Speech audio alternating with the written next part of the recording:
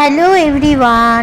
তো পয়লা বৈশাখ তো চলেই আসছে, তো আর আমার ঘর মোছামুছি ঝাড়াঝাড়ি সব কিছু এগুলো শুরু হয়ে গেছে। সব বাঙালিদেরই পয়লা বৈশাখের আগে সব ঘর ঝাড়া টাড়া শুরু হয়ে যায়। তো আজকে আমি আমার এই মাইক্রোওভেনটা পরিষ্কার করব। তোমরা কিভাবে পরিষ্কার করো অবশ্যই জানিও। আমি যেভাবে পরিষ্কার করি তোমাদের এর সাথে শেয়ার করছি। তো আমি একটা কাচের বোলের মধ্যে নিয়ে নিয়েছি জল আর একটা লেবু নিয়েছি। নিয়ে তারপরে এখন এটা ভেতরে ঢুকিয়ে দেবো। আর দেখছো ভেতরটাতে অনেকটাই মানে তেল চিটচিটে হয়ে গেছে। আর এইভাবে পরিষ্কার করলে পরে কী হয়, ভেতরে যত মানে গন্ধ যে একটা মানে রান্নার স্মেলটা থাকে ওগুলো সব চলে যায়।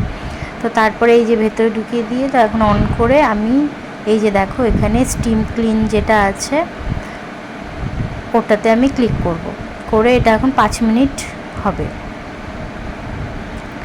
তো দেখো এই যে 5 মিনিট টাইম ওটা নিজেই নিয়ে নেবে 5 মিনিট টাইম। তারপর এই যে আমি এখন স্টার্ট করে দিলাম। তো তারপর 5 মিনিট পর তোমাদের দেখাচ্ছি।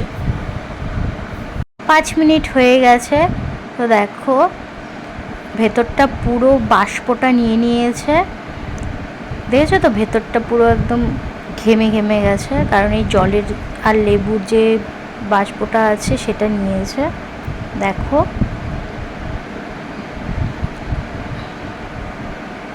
তারপর এটাকে আমি কি করব, ভালো মতো করে মানে একটা কাপড় ভিজিয়ে ওটাকে ভালো করে নিগড়ে একদম আমি ভেতরটাকে কী করবো পুরো পরিষ্কার করে নেব।